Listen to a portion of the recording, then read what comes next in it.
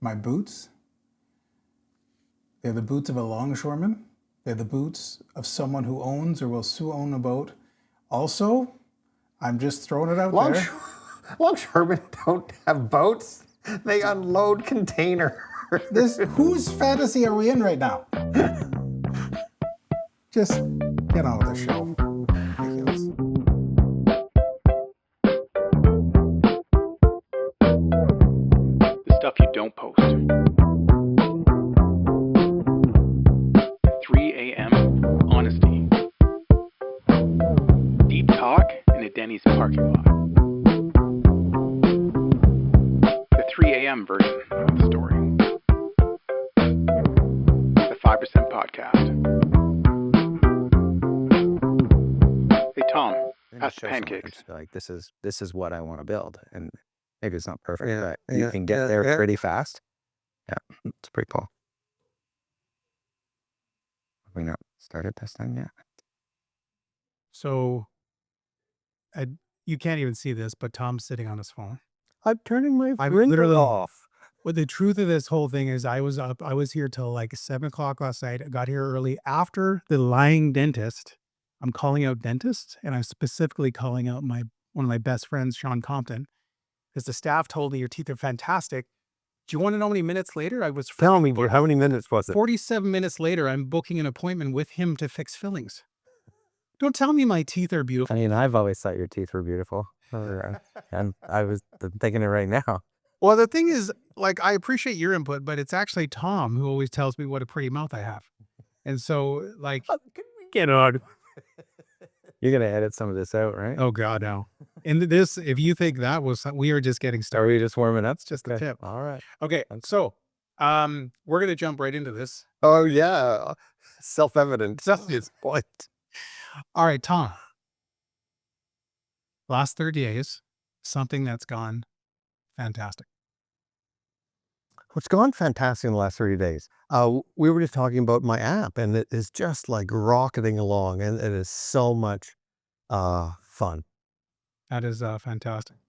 Last 30 days, what has been suboptimal?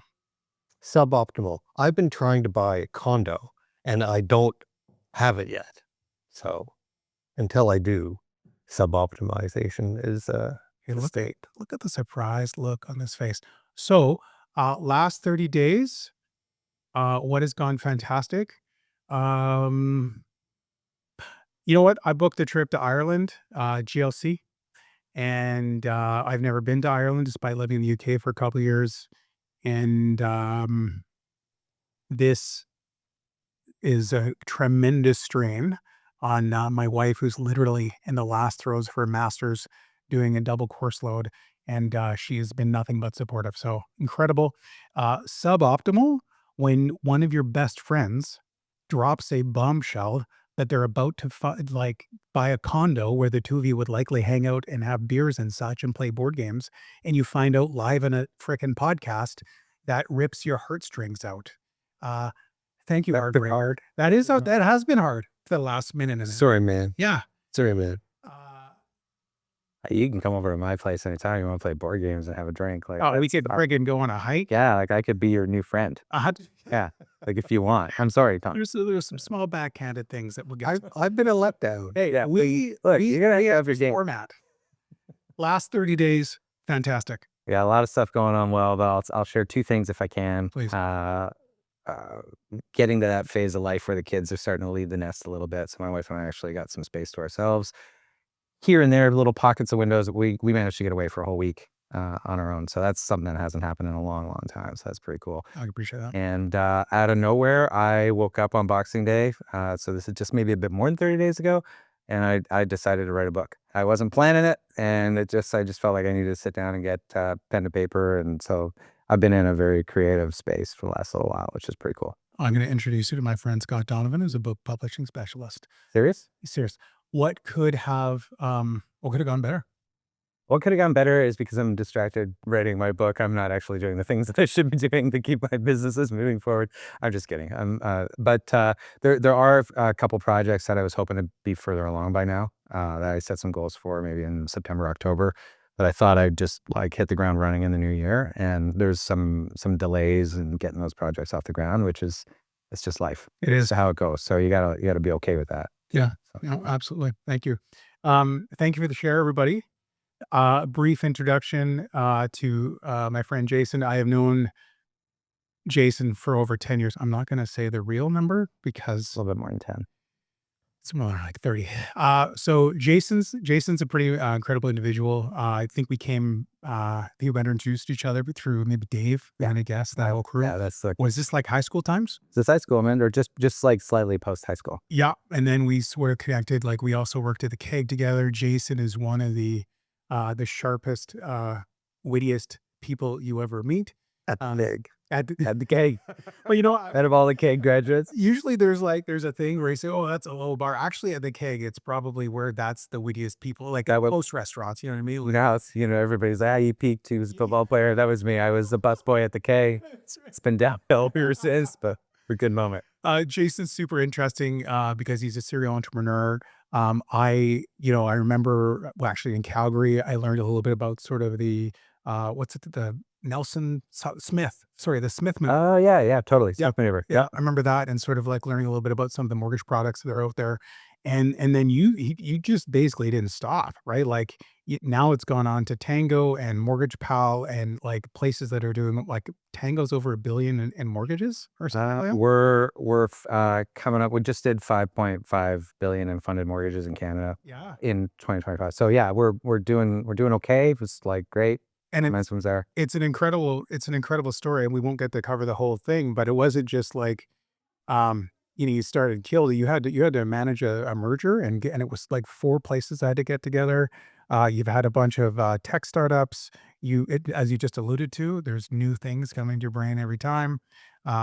Super excited to jump in. You gotta get scrappy once in a while and try to navigate the waters. Yeah, but it's and it's probably worth pointing out because that sounded like a huge number. But when someone goes and buys $1 million home or they get $1 million mortgage, it's not like we're making like $5.5 billion, but we're helping people get that value. And Don't try to get us. I don't want to oversell it. You know what I mean? So yeah. So Jason, okay, so you've done some super cool stuff, and thanks for the intro. But what were you doing before that?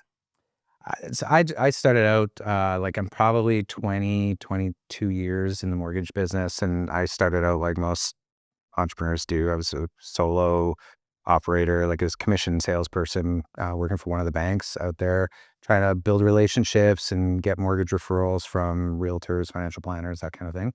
Help clients, and just sort of one thing led to another. You had a little bit of success, you build a team around you to support that, and next thing you know, the team gets bigger, and so it's sort of gradually evolved into what Tango has become today, essentially. Or was there a point in time where it was clear you were making a shift from being that commission sales guy, whatever, to I have to do this as a business? Yeah, I mean, there's been a few shifts. I started in 03, 04, and I ramped up pretty fast. So I had to build a team around myself.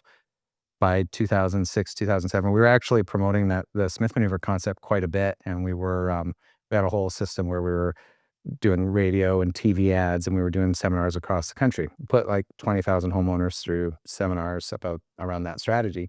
And the Smith maneuver story is? It's a way to basically convert your mortgage. Most people have a mortgage, they don't get any tax benefits for it, and if you apply a series of steps, you can make your mortgage eligible for tax deductions. So it just helps people get that extra edge, when they're paying off their mortgage. So it helps you accelerate. You can take the tax refunds, pay them down on your mortgage, do whatever you want with them. Yeah. But you can basically take a 30-year mortgage and pay it off in 15 or 20 years. Kind of thing. And was that core to your? It was for everything that we were doing at the time. This is 06, 07 now, and we were doing heavy marketing. Like we were dropping 600,000 flyers a quarter on homes. We were doing full radio. Like we had a full-on 7. We had built from doing our first seminar with like 10 people in it to a place where we were doing like 3 seminars a week with 150 people in them and a 7-figure marketing budget. So we built that really fast in like 18 months.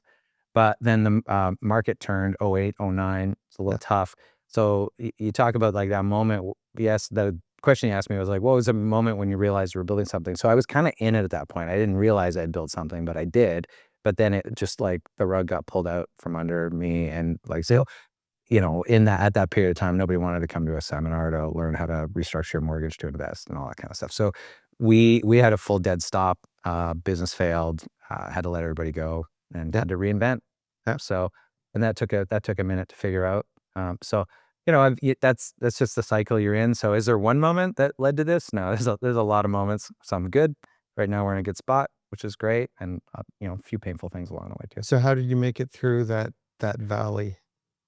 Petered along a bit, shifted from trying to help homeowners directly with the strategy to helping other financial professionals get their head around the strategy to help their clients. But even that didn't work for a minute. The market wasn't right for that. And so I woke up, it was sort of 2011-ish. Like I really petered along for a couple of years. It was maybe 2011. And I realized that I was spending all this money, and earlier on, when we were doing the seminar, spending all this money to essentially acquire a customer. It was heavy marketing, heavy process. We had people on the phone reminding people to come to the seminar on Thursday night. Like it was a lot of steps in it. And so we understood the economics of onboarding a customer, and we understood how much money we made and so on. So that much was clear. And so I knew very clearly at scale, because we took about over a 2.5 year period, we took about $1 billion worth of mortgage apps, funded about $300 million worth. We helped our financial advisors fund maybe $150, $200 million worth of mutual funds or investments. And so we understood our business very, very well. Right. And The funnel business. totally. It was like a traditional funnel. Yeah. And so we just knew how much money we made on a mortgage. And I woke up one day and I was like, wait a second, like I'm willing to do all this work to make X. But this is the gross revenue when you fund a mortgage for someone, and here's what I'm willing to take home. And I was like, what would happen if I just gave that to the customer? And so I fired up some ads in 2011 around with a pricing strategy for mortgages, where I said, hey, if you get your mortgage with me, here's your rate. And it was infinite. It was like quite a bit better than what anybody else was promoting at the same time. But at the end of the day, it drove the same net margin, except I didn't have any of the work to put people through seminars and educate them. And I just, they were like, I want that rate. Here's my application. Here's your mortgage. Thank you very much. And so my life got real easy, real fast, and I made the same amount of money. And the way I figured out that there was so much demand for this is I fired up some ads, and it was an older lady that probably, I don't know, shouldn't have been shopping for a mortgage on the internet at the time. You're going back like 15 years now, right? And so it was a retired lady that found me, that we had a great conversation, and within 15 minutes of hanging up the phone, I had a complete mortgage application, and we were off to the races. And she was comfortable doing business with me from another city, not knowing who I was through this process. Right. 15 years ago. 15 years ago, and at a demographic that you probably don't like, this, maybe you would think that that's the type of person would want to go and to a trusted bank relationship in person, right? Maybe not today, but 15 years ago for sure. And so I was like, whoa, that's crazy. Go ahead. Two awesome insights there, right? Yeah. One, all of that money you were wasting on funnel, you could give to the customer. Two, customers were willing to trust this bizarre new way to get a mortgage. Correct. And it maybe wasn't a bizarre, I wasn't the only game in town. I was just sort of poking my head around, looking at like what others are doing. And there was a few people playing in this space. Yeah. But it wasn't like it is today. Today you go online, it's a very crowded space to shop for a mortgage. Consumers go online first before they talk to an advisor. Back then you would you'd ask for a referral. Like you just mentioned a gentleman at House of Book Publishing, right? That's, I appreciate that. I'll take you up on that. Yeah. But in 2010, 2011, like you went to the person that you trust to get advice, and then you found out what the rate was. Today, you go online, and it's the first thing you do. You look for the best deal, and then you call the advisor. So we're at the very beginning of a shift in how consumers our consumers behave. Yeah. And so, anyway, what ended up happening, this was a happy accident. I had no money. Like I was broke, like completely broke. And, I'd spent a little bit of money on ads, and I had this great conversation, and we do this mortgage application, and I hang up the phone and I go talk to my wife, and I'm like, I think I found something. It's so great. And I was like, let's go out for a bite to eat and we'll celebrate or whatever. Well, I left the ads running. And so, I didn't realize it, but I got back later and I had burned through like $3,000 in ads. $1,000 I didn't have. I can't remember the numbers, 2 or 3 grand. Yeah. But I had like 20 leads Wow. and a lot of them closed. Like Wow. I turned the ads off. I serviced that business. It was like an emergency, like, okay, call all these people. Just find enough business that I can just pay myself back. It was pretty stressful. And before I knew it, I realized I'm like, wow, I've got something. And so I moved very fast from that. Like within a couple months of that, I was rebuilding my team. I took all the things that I had learned running a complicated traditional marketing funnel, a very expensive one. Yeah. I took all of those principles and I applied them to online marketing. And we just we launched. So what I'm interested in, Yeah. right, is just like, so entrepreneurs, we all have those I'm so fucked moments. Yeah. Right. And we're the people that somehow got through those moments. Right. And like, so I'm just curious with you, like, what was it from your, from who you are that helps you through that trough? I would say it's just I just don't stop picking away at a problem until I just keep working. It's like persistence is probably the right word for that. So it's not some grand ambition. It's more like in that moment I had to find a solution because I had 3 kids and we weren't making any money. And I Panic plus persistence just equals Santa Claus persistence. So some combination. It's like a little potion. So I was working on a lot of different things. I was trying a lot of different things at that time. One thing I tried at that time, at that exact same moment, I thought it would be a good idea to like buy a bunch of video equipment and start interviewing financial professionals around, like maybe reach out to like potential referral sources, right? Yeah. I was like, oh, I'll just reach out to financial professionals and I'll talk to them about their business and all this stuff. And I grabbed all the equipment. So I went and acquired all the equipment and I built a little studio, kind of like what we're sitting in. Yeah. And then I did 2 interviews and then and then my ads kicked in. So I was trying like a bunch of different things. The ads kicked in and then I never went back to the video stuff and I ran down that path. Turns out, in hindsight, like that also wasn't a bad idea. I just didn't spend any energy on it. So I'm not a podcaster. I don't have a podcast. I don't have like 1 million followers. Yeah. But that was also, so I think, what is it? I don't know. It's like this need to solve the problem because that's what did you call that a second ago? The panic plus persistence. Panic plus persistence. So it's the panic. And I was like persistently trying a bunch of different things. The first thing that worked, that was meaningful, that could get me out of that hole, I stopped doing absolutely everything else and I went all in on that. It's super interesting. We just had a guest on last weekend, Robin, and part of the thing that you and Robin started talking about was like the construction industry and sort of like the death of innovation, which we've sort of talked about this past week. Um, Robin's idea of like coming from a small town and being a tinkerer, like the thing breaks, you got to fix it. There's no one to call, or you just can't afford it, whatever it is. Sure. I think a lot of the times when especially growing up, and going to school, you go to business school like you did, innovation is this really hoity-toity idea of like, let's get a really fancy team together and let's go through this process. And I'm sure it exists. Sure. Talking to Robin, hearing your story of innovation and literally innovating, of trying a bunch of different things and actually coming up with an incredible strategy, one that I can really relate to actually, coming up with that strategy and then delivering it to market. And actually, just like you said, you sort of got some signals and then you're like, that's the one, all in, let's go. Yeah.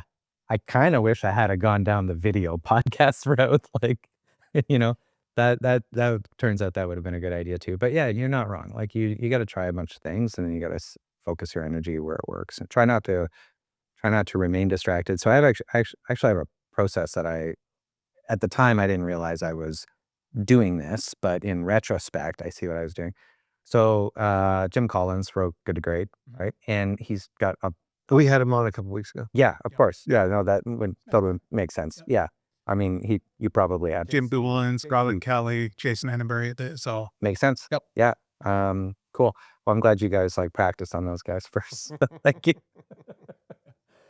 So obviously he talks about a ton of things, but one of his concepts is sort of this protect the core and then expand from there. Try new things.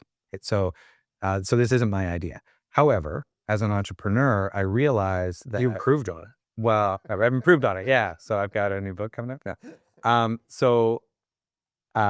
What I try to make sure for my teams is that because we're all entrepreneurs. Everybody around me is a version of an entrepreneur. We're all, trying to move the business forward or the department that they have their area of focus on.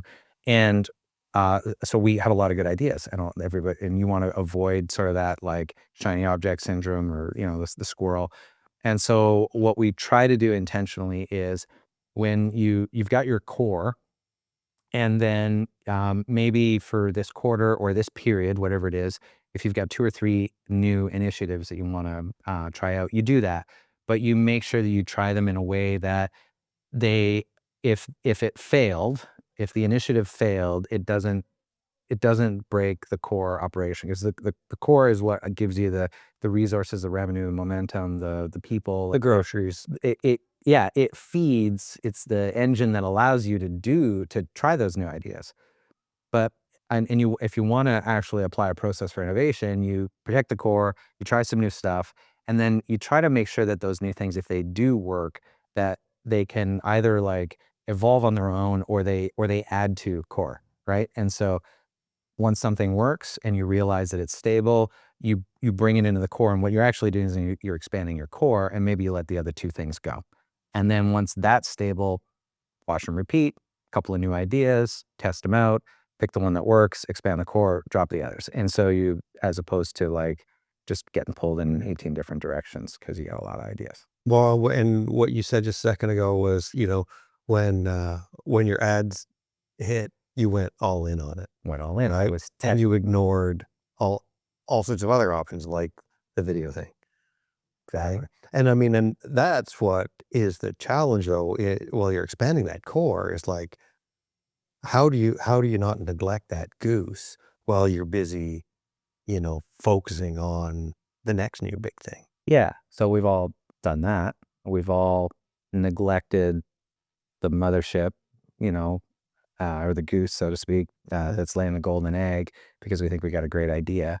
And maybe why that's happening is because we haven't actually put all the things in place that the core needs so that it can withstand you as the founder actually focusing your energy elsewhere. And so I think I'm guilty of it. A lot of entrepreneurs are guilty of this. Is we move faster than the business is structured to allow. So, you have a lot of some success, some momentum, you're doing this, and oftentimes we get kind of bored of our I own. will not be attacked on my own show. No, look, I didn't mean it that way. But you get there's a saying out there, like you get bored of your own marketing before the customer does, right? So it's okay. So we do that as entrepreneurs. You're like, okay, this is working. Now what? Or something else comes across your desk, and you have to learn how to be selective. But it's not even that. What you have to do first is you have to make sure that the core business will survive your absence. And it's designed to withstand the fact that you are focusing on other things. And I think a lot of us don't do that. We don't reinforce the business so it can carry its own weight before we go and put our energy somewhere else. And just like I'm sure Billy Joel's sick of playing piano, man, our businesses though don't like us going off and doing other shit either, right? They want to pull us, like keep us playing the old stuff, right? And yeah, and that's I think there's some real reasons that happens actually, and it's because when you're building a business, you're starting off solo entrepreneur, and probably in your mind, you're like, well, I need to go get some revenue. And so you pick up the phone, you start calling some people, whatever, you go find that first client. Now you've got a client, and you're like, okay, I need to make sure I don't mess this up. I need to service clients. So you start adding some processes, and you start fulfilling. And so we tend to build our businesses with a lot of forward momentum. We're not really planning for everything. We're not building. If you're going to build a skyscraper, you're going to, you know, exactly how many floors you're going to have. So you build the foundation deep enough to hold that weight. But as an entrepreneur, we're starting at ground one. We don't dig. We just start building. Yeah, you can And backfill so, that shit. Yeah. yeah, you backfill it. And so that's what we do, right? So you've got a lot of forward momentum, and that growth, that momentum, that success, it basically shows you where the business is unstable. And then as an entrepreneur, you just plug holes. You're like, quick, stabilize this, stabilize that. And so what the business learns is it learns that you are the thing that it counts on to plug the holes, to stabilize the business. When a client's at risk, when revenue's at risk, when something important happens, when a team member doesn't know exactly what to do, it snaps back on you. And you get pulled. Business learns to rely on you. Yeah, I mean, having been to business school, I think like the technical term is knight in shining armor syndrome. Sure. Yeah. Yeah. Yeah, it's my favorite place to be. I love being the hero. Yeah. And not good for business, but man, it's good for the ego. Yeah. I mean, it's a good look for you. Yeah. Now let me ask a question, and I don't know much about it. It could be a nothing burger, but you did grow up around business, right? You had a family business, Henneberry Electric, I believe. Yeah. And so like my romantic version is, you know, you in the truck with your brother and your dad, and you guys are like going off to places, and your dad's giving you 30 seconds of, you know, lessons on how to fix some electrical thing, and just chucks you guys in there, and hilarity ensues. Yeah. So actually, there's with voltage. That's exactly how I grew up. Thank you. Yeah. Appreciate it. You summarized it. Move on. That's Yeah. done. Well, yeah. So my dad is one of 9 brothers and sisters, and they're all very successful, and many are quite entrepreneurial. Different paths that some have taken, but Henneberry Electrical is actually my uncle's business. Okay. My dad's brother. But my father, I'm actually a second generation in the finance space, and he was pretty involved in building a very successful mortgage brokerage / lending business in the 80s. And then he moved into the wealth planning space, essentially. So yeah, I like grew up around entrepreneurship and just building. Wait, so your dad was doing this when interest rates were like 800% at one point. Yeah, he was. He Yeah, was. wild. Yeah, yeah. I remember that period of time. So I was around and aware when some of those things were happening. Yeah.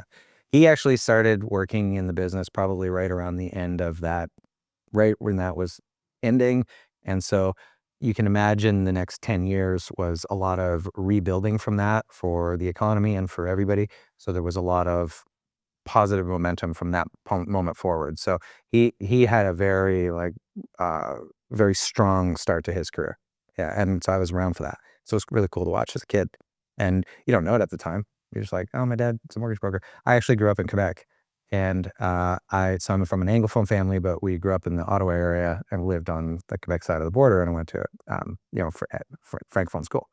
And I remember in grade 2, very specifically, I didn't know how to say mortgage broker in French, like, because my parents didn't speak French, but I knew what my dad did. And there was this day where we had to get in front of the class and explain like what your dad did. Yeah. And I realized I couldn't explain it. And also nobody knew what the heck I was talking about. Even the teacher was like, I don't know what that is. Like, that's not a real job, right? Of course, you're Quebec, like maybe he's actually in the mob. No. Yeah. Something like that, right? Dang. So, I mean, even today, not everybody knows exactly what a mortgage broker does. So you can imagine in the 80s, it was even that more nebulous. So it's kind of funny.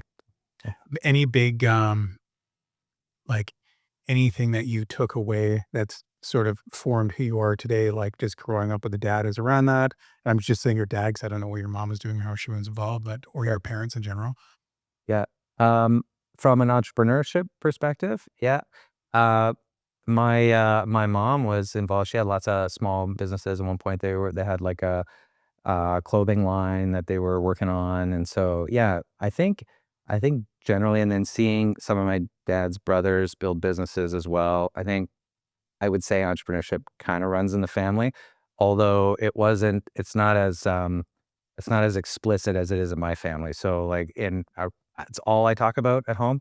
I'm kind of geek out on everything that I'm doing, and I share openly. And so it's really cool to see when you do that, when you do as a child, you end up taking on whatever the parent is sharing with you. So I think I took some stuff on there, and it's cool to see actually in our family, like the next generation picking up sort of where I'm leaving off, and they're doing their own thing.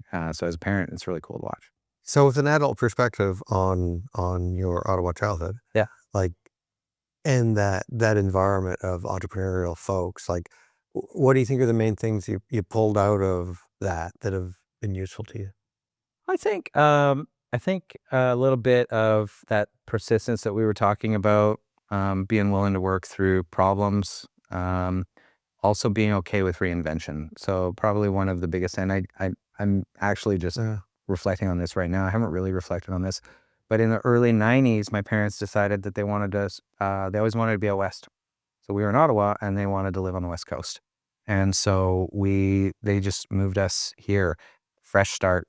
Um, and that's when my father went from the mortgage finance space to the wealth planning space, and basically built a whole wealth planning business from scratch in a market that he really had no connections or contacts. So I watched I was now in my teens, and watched my parents just kind of like build something from scratch. And so I think that, you always as a child towards your parents, you don't want to let people down. You don't want to let your parents down. I think a lot of us feel that way. I think knowing that my parents were okay with reinvention, it allowed me to go to just freely reinvent. So I've reinvented myself, my business, my career many, many times, and I don't feel any weight around that. Like, I feel okay with it. If everything came to a grinding halt today, I'd be fine. I just, you just pick up, you start over tomorrow, and off you go. And it might be a completely different career path. And you say you've got some kids. How old are they? 3 kids. So my son is the oldest, just turned 20, and he's doing some pretty cool stuff with social media, and he's got a software business that he's building around that, which is cool. Really very. And I met him. Yeah, actually, we were in here Planning. doing a planning session. He met my daughter as well, Allie. So Allie is helping me run.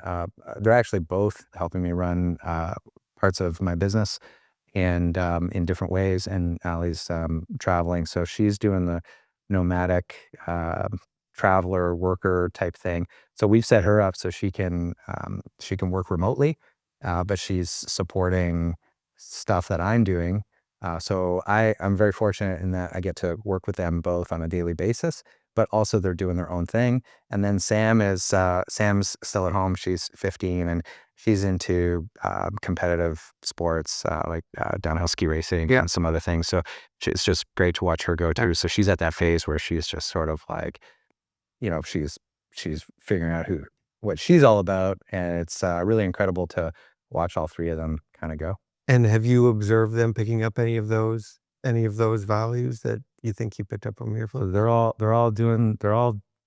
doing some version of being an entrepreneur. Even Sam, who's 15 at home, she's got a little company called the Gift Box Company, and she does closing gifts for realtors and mortgage brokers and things like that. And she's got all her little systems around that. And we've been working together on that for a couple of years now, and it's a great thing. So I've got ways to be engaged with my kids, in ways that support them, but also like these are things they want to do. And so I just find ways to support, and it's really cool to do that. It's a great way, in my opinion, it's a great way to really strengthen the relationship.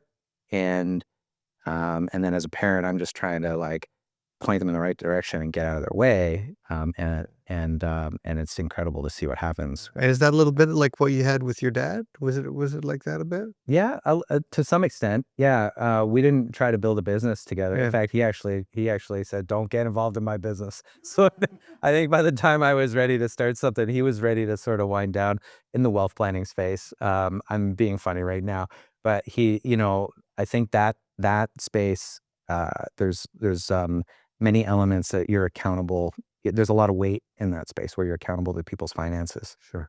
And so he had been on both sides of the balance sheet, basically investing and helping people build their wealth, but also on the debt side, helping people just acquire the assets that they want, like the houses and homes and places. So I leaned more towards that side of things. But by the time I was ready to start that, there's probably some lessons learned there, but there was already a lot of distance from when he was doing that in his career to when I started doing it in mine. But we have a lot in common that way. We've been in the same space in his career and in mine, so it's pretty cool. It's pretty neat. Just going back to the chat about the kids, like two out of my 3 kids are chomping at the bit, constantly pitching business ideas to me, and thinking that like I'm Dragon's Den on the go or some super knowledgeable person, right? Yeah. And of course, you want to let them down, so you play the role. But what is amazing is, like my middle son Arlo, uh, not so much entrepreneurial, more about I need money and I need lots of it. I need it now. Seems like this might work, and so he'll do that, right? Yeah. And so, lawn cutting business, super simple. Except for now, you can do in about 3 hours. You can get a full website going with a thing that books like freaking calendar appointments for you, including when you get to the client, he's making notes on what they want and then sending them receipts. So he was vibe coding that Don't kind of thing. It's Yeah. just not hard. It's not hard. You know what I mean? Yeah. So like you're teaching them sort of like what coding is gonna get to be like. He's managing clients. He's learning actual skills and mowing lawns because I don't care about mine. Yeah. But it's only just started for me. But it is amazing having that like a common thread that isn't Fortnite. Like how much fun it is to do. Yeah. And to be honest, I spent a lot of time worrying about like, no, we got to find something that's going to work. We got to do this. And then I realized, nope, doesn't matter. Like sell chocolate bars door to door, do anything, Yeah. and just worry about systems and the experience. Like freaking fund it if you have to, but just have them earn their first degree before they finish a grade 12. Like I wish I'd had anything like that. Sure. I mean, it's super fun. It's if anybody's like, what should I do with my kid? I'd be like, let them start a small business and do it at 12 or 13 or 14 or 15. Do it when they're young enough where it doesn't matter if it fails. It's the scope of it. The blast radius isn't that bad. And like, let them build a website, let them go out and get some clients, follow them around the neighborhood if you need to keep an eye on them, but stay 5 houses back, let them knock on the door, like all that kind of stuff, Yeah. So, yeah. So Jason, I hear your next all-in thing is you've got a book. Got a book. On? Tell me about. I don't know if it's not all in to the point where I'm like blowing everything else up, but I'm spending a lot of time on it right now.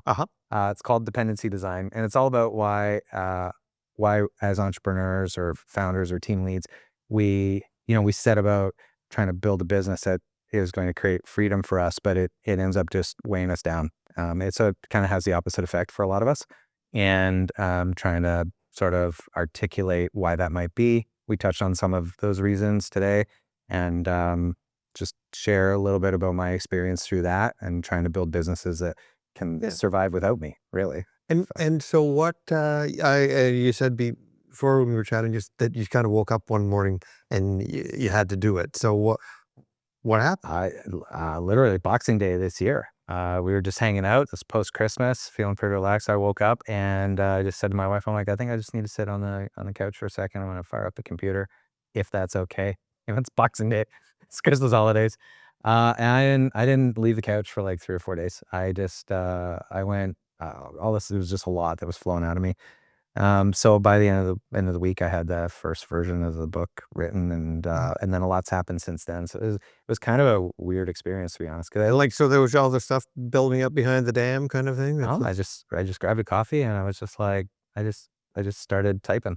And so a lot of ideas flowed out of me, and in under 45 days, I've written book 1, which is a short intro. It's like 15, 20 minutes. You can get it for free on the website. So it's kind of like if you wrote a proper book, it would be the intro to the big book, right? But I've split it up. It's not really a book. So these are PDFs, like they're just online, right?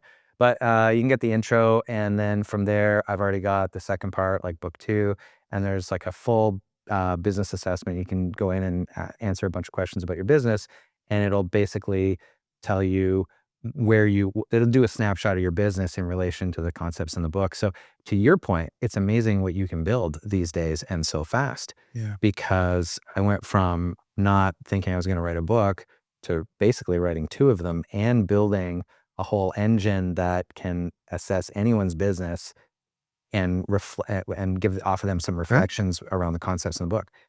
That, like 5 years ago, would take you forever. Yeah. Yeah.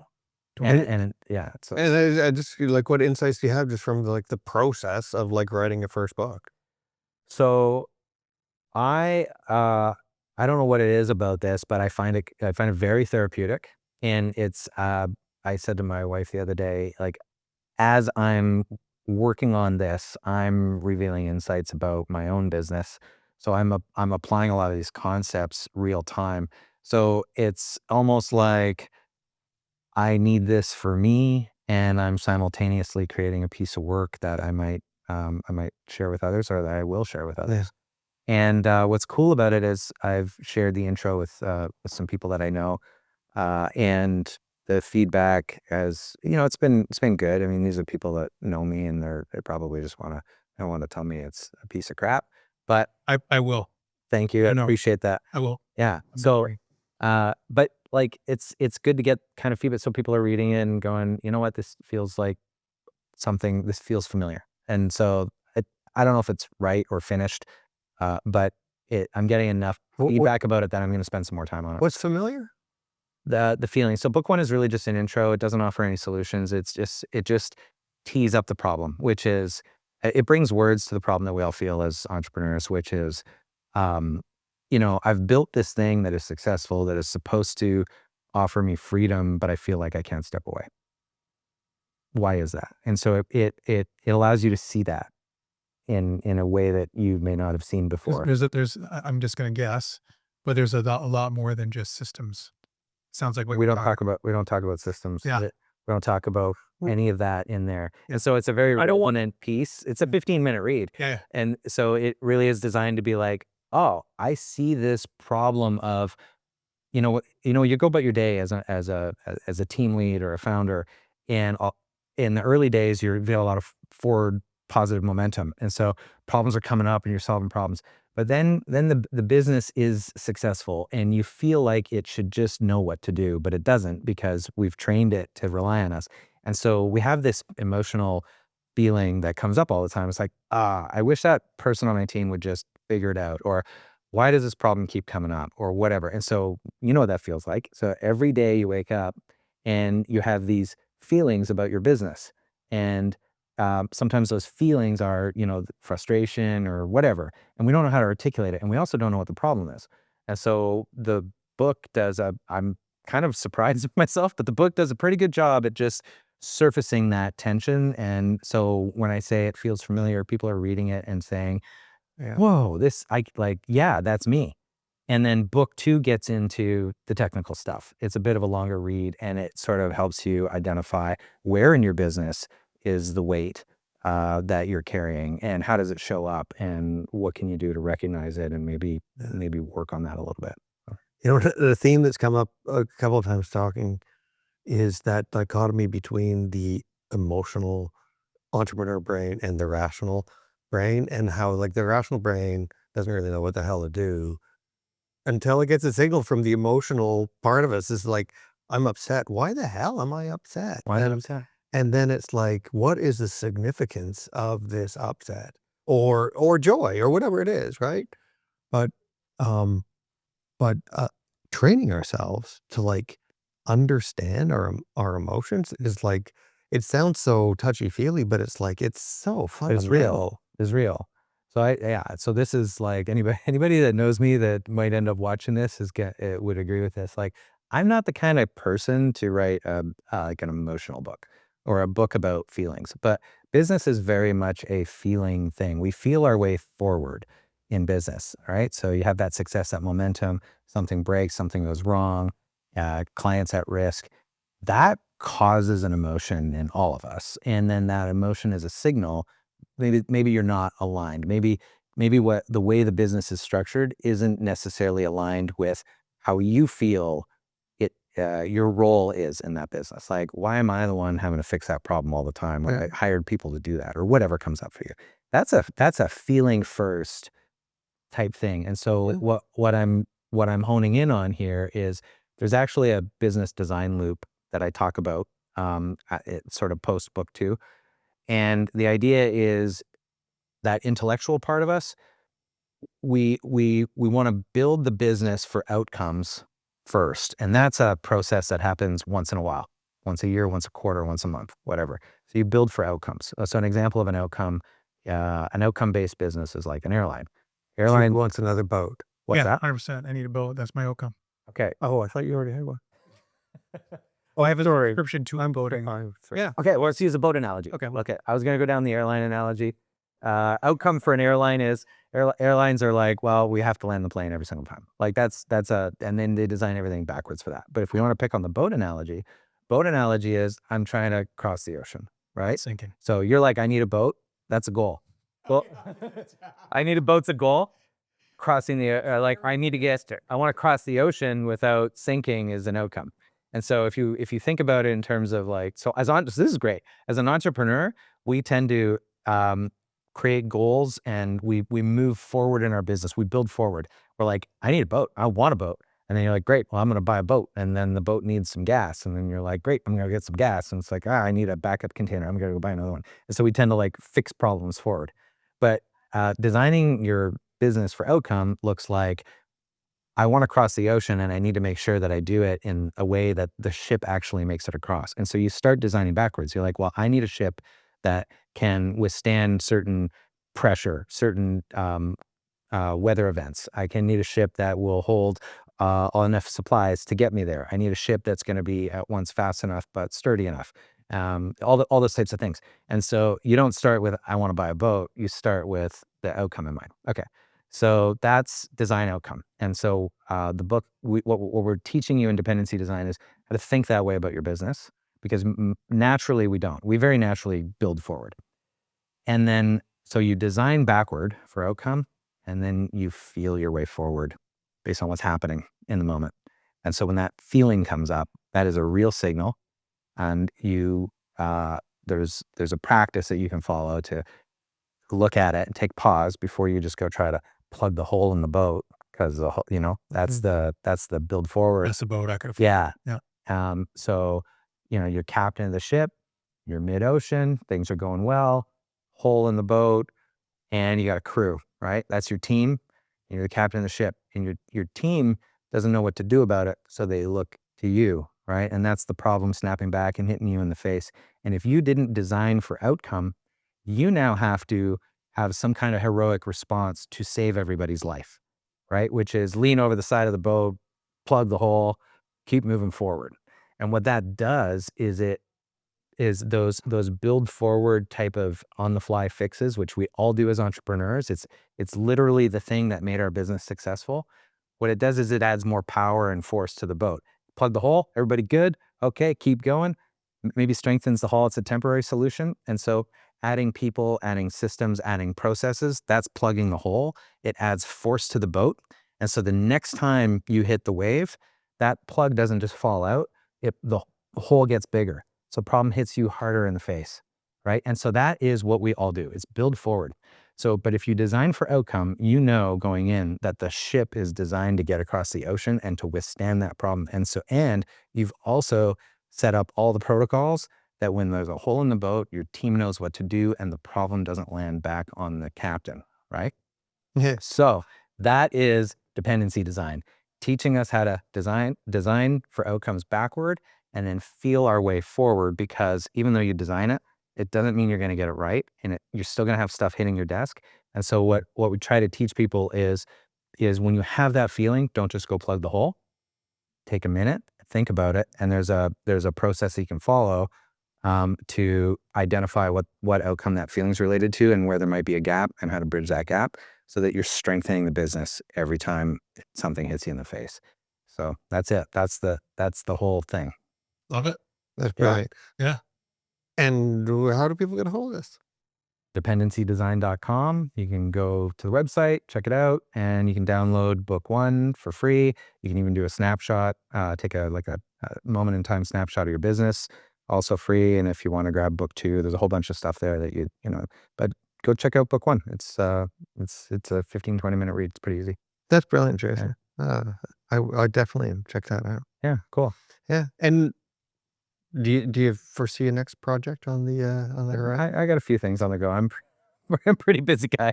So we got Tango, and then there's a bunch of ancillary services around that. Dependency design is my next project. It's helping me, like I said before, it's helping me work with my teams inside my own businesses to help me design that ship so it can crush it. Genuinely sounds like an amazing tool that could be used for coaching. So right now I'm thinking like it'd be great if someone downloaded the book. Like if someone just could download the book, that'd be great. Was But- trying to get him into EOA. there, Oh, I EOA see. coaching. Okay. That's the lead in. No, but look, if people like it, I'll spend more time on it, and maybe we end up there. Who knows? Okay, we're getting up against it here. Let me just ask you one more question, bit of a callback. One of the things you'd mentioned when you're talking about this, and it really resonates with me, because I when you're talking about the dependency thing and how it gets built in, and when you're trying to build your way out of it, and if you really look at yourself, there's a lot of emotions that come up that actually maybe part of you likes this, and why. But one of the words you used during that whole thing was therapeutic. And so for Tom and I, and many others, we meet our forums. We spend about 75% talking about anything but business, basically just like how to get through the day, how to deal with that imposter syndrome. You set a target, you meet it for 3 days, you are celebrating, and then you set another target, and now you're wondering why you suck because you're at the bottom of, the next target, et cetera, and all this stuff you deal with emotionally. So you got the book, which is great. Yeah. You are currently living the couch in Bali?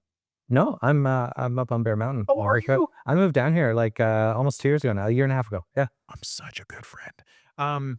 Yeah. Yeah, we've got a real tight relationship. you can tell. Yes. But so, oh my gosh, he's in Victoria. EO is happening. What do you do? Like, what is your community that you lean on? When I know it sounds like it's a little bit private for you, but what do you do when you got to lean on something for that support?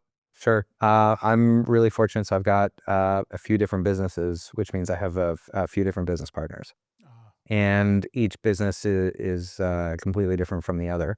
And so I generally bring the same thing to those businesses, but my business partners they bring different things to them. And I'm really, really lucky.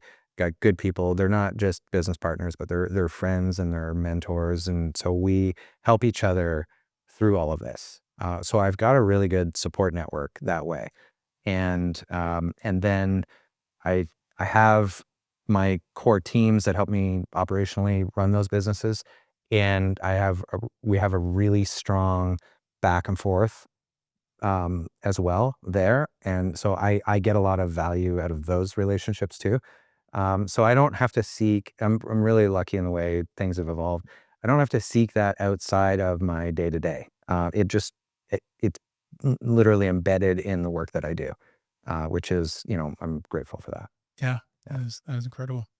Oh, Jason Henneberry, really a pleasure to meet you and get to know you a bit. You have And Tom, a lovely disposition, and I can only imagine that, all the folks that they're allowing you and stuff have got a good captain there. So I appreciate that, Tom and Jude. Thanks for having me on the show. Appreciate it. Thank you so much.